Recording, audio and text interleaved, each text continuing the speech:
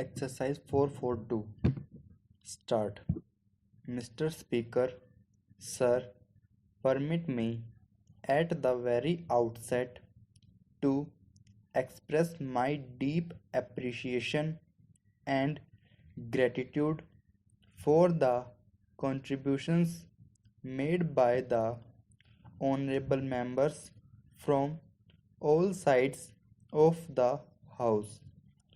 They were very critical and at the same time an incisive look into our foreign policy will undoubtedly contribute in the formulation of the policy in future as it had contributed in the past. We look with great attention to what this House says. Sir, may I immediately advert to an aspect that appears to me to have been a fundamental aspect that has emerged from this discussion. That aspect is that while the international scene has undergone changes and indeed radical changes, there had been a tradition in this country for 4 decades or so.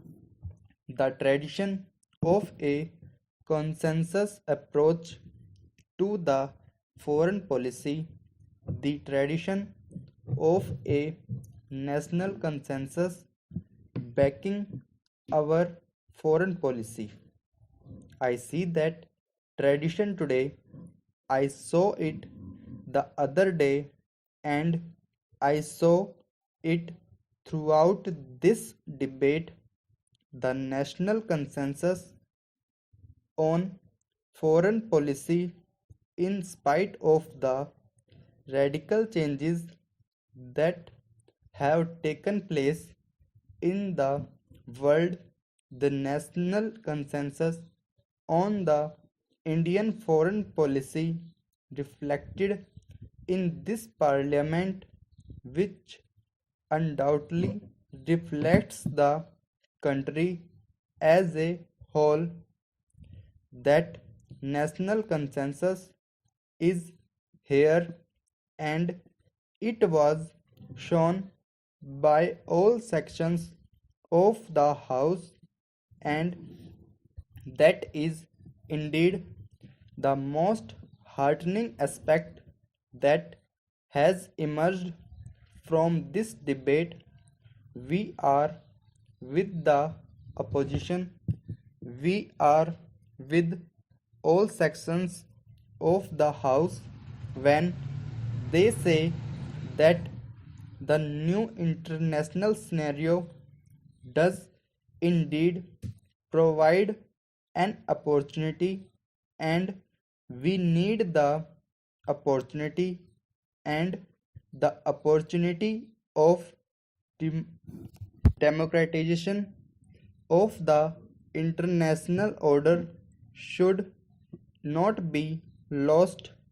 This is the time when real democracy in international relations, justice, and equality must prevail and can prevail, and large and small countries, powerful and not so powerful countries, may and can be treated on the footing of equality. Let us march together, big and small, powerful and not so powerful, rich and poor. Let us march together in the new era of international relations in this spirit of fraternity, of the international community, it is possible that this can be done, and therefore we are with you, we are with the opposition, and we are with all sections of the House, irrespective of their political fold and irrespective of their party affiliation.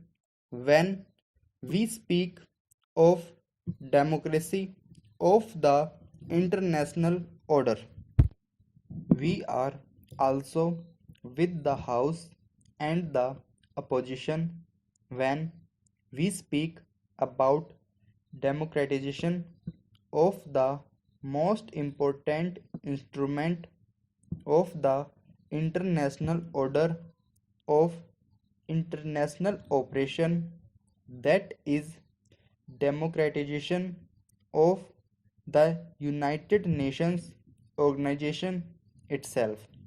Of course, in the context of democratization of the UN, questions such as expansion of the Security Council, which is supreme as it were the executive organ of the United Nations, is important, but no less important, as has been pointed out on more than one occasion over the last couple of days, is the question of having an international order which addresses itself to regional local problems, or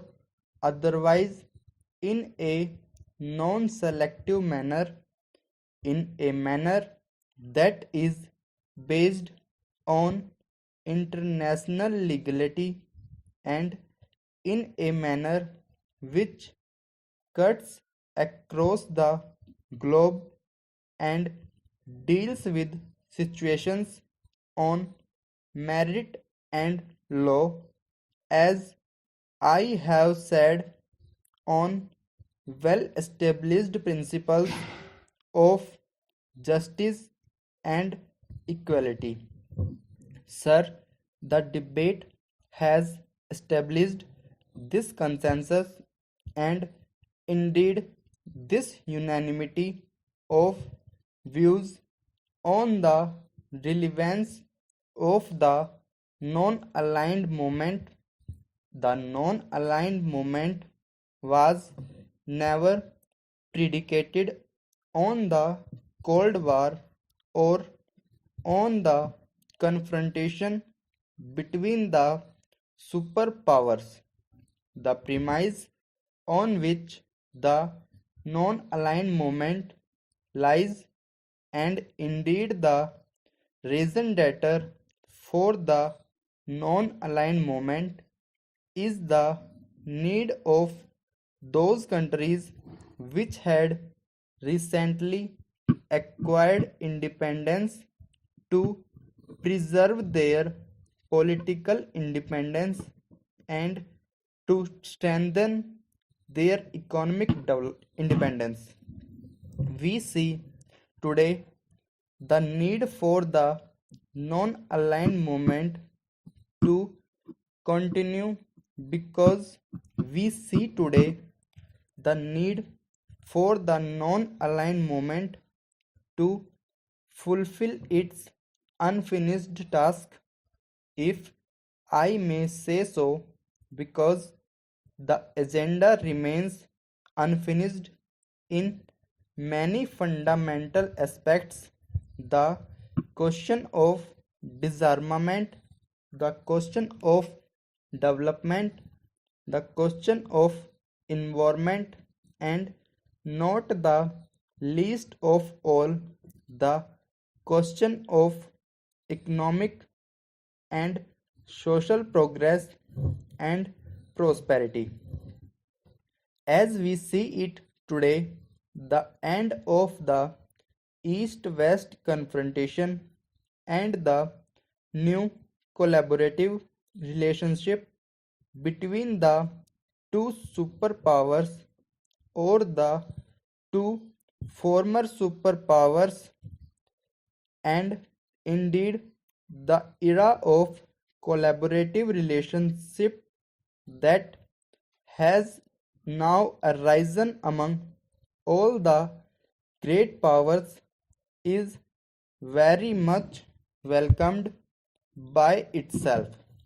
But then we must be alert to the danger of a sharper north-south divide in the absence of corrective action.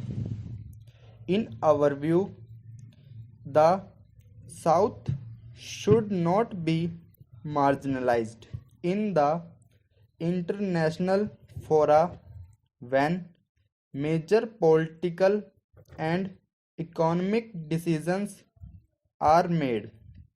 Therefore, it is in this context of what I have said that the non-aligned movement, the principles of non-aligned movement, the raison d'etre of non-aligned movement continues, and the need for non-aligned movement to be as strong and as effective as before still remains.